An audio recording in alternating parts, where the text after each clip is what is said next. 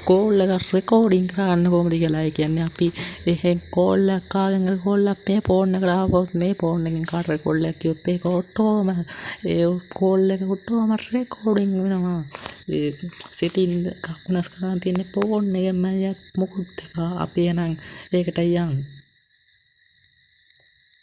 ඉස්සල්ලා ඔයගොල්ලෝ call app එක ඕපන් කරගන්න ඊට පස්සේ උඩ ඩොට් තුනක් තියෙනවා ඒක ටච් කරන්න එකපාරක් ඊට පස්සේ ඒක පල්ලෙහා තියෙනවා සෙටින් කියලා ඔප්ෂන් එකක් ඒක ටච් කරන්න හරි ඊට පස්සේ උඩම තියෙනවා බ්ලැක් කොන්ස් කියලා ඊට යට තියෙනවා රෙකෝඩින් කෝල් කියලා ඒක ටච් කරන්න ඊට පස්සේ මෙතන ඔටෝ රෙකෝඩ් කෝල්ස් කියලා එකක් තියෙනවා ඒක ඔකට ෆෝන් එකේ ඔෆ් වෙලා තියෙනවා නම් ඒක ඔන් කරගන්න ඊට පස්සේ මෙහෙම එයාපෝතේ පටන් ඔයගොල්ලෝ කෝල් එන හැම එකක්ම රෙකෝඩ් කරනවා මෙහෙන් ගන්න කෝල් හැම එකක්ම රෙකෝඩ් කරනවා වීඩියෝ එක හොඳයි නම්